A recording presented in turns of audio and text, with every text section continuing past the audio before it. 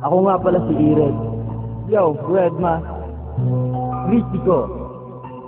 Itong kanta namin para sa mga pamilyang watak. Pakinggan nyo at makinig. Kaibigan family.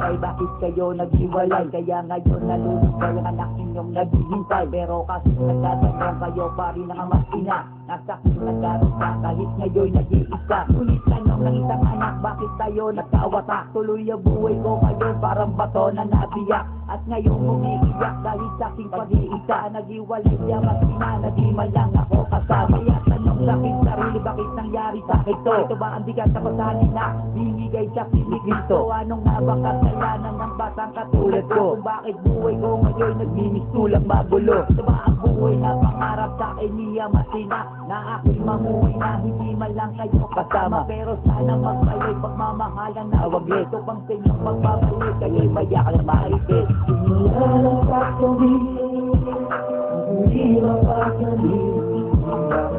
Hari ang lahat, sabunay ko na kumulong kinabi.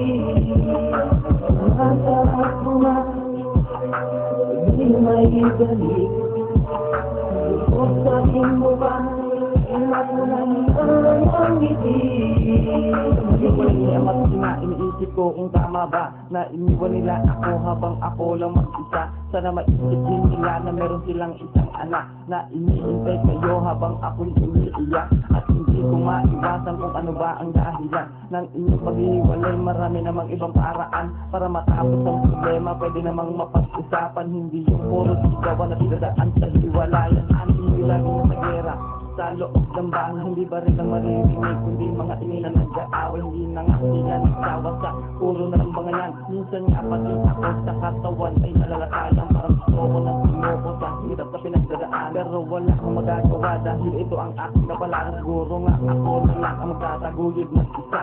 Dahil wala rin akong maaasahan, hindi ako lang talaga. Hinilalang pagsabi, hindi mapakali. Hari ang lahat, sabunay ko na kumulong kinabi. Ang sarap mo na, hindi may ibalik. Kung sabihin mo ba, ilat mo na ang ngiti. Nakita ka na nasan ka na ba? Bakit parang ang potensya mo'y hindi ko nadama? Dahil basta na naman namin na may babae ka. At hindi ko nung na lamang siginang nag-iisa. Tumutuwa makaliwa habang minamasdan ko siya. At para siyang nasisiraan, di ko na maistima. Di ko na malaman kung ano ang dapat kong gawin. Pati yung mga kapatid ko ay nagsiwala na din. Ano ba ang siyang mali ko? Yan ang lagi kong tanong. Nag-iisip lang ng malalim habang merong binubulot. Gusto ko nang tapusin ang buhay para matapos na ang problema at bigat na lagi kong nadarama. Ngunit hindi ako sumukot, nagpatalo sa kanya. Hinikpitan ko lang ang hawak at nanalik sa kanya. Na kahit ang pamilyang ko ay nagkawatak na, umaasang mababalik ang dati naming masaya. Hinilalang pagsabi, hindi mapakali. Hari ang lahat, sabunay ko na kumulong kinabi. Ang sarap mo na, hindi may ibalik. Kung sabihin mo ba, ilat mo na ang ngiti. Hinilalang pagsabi, hindi mapakali. Hari ang lahat, sabunay ko na kumulong kinabi.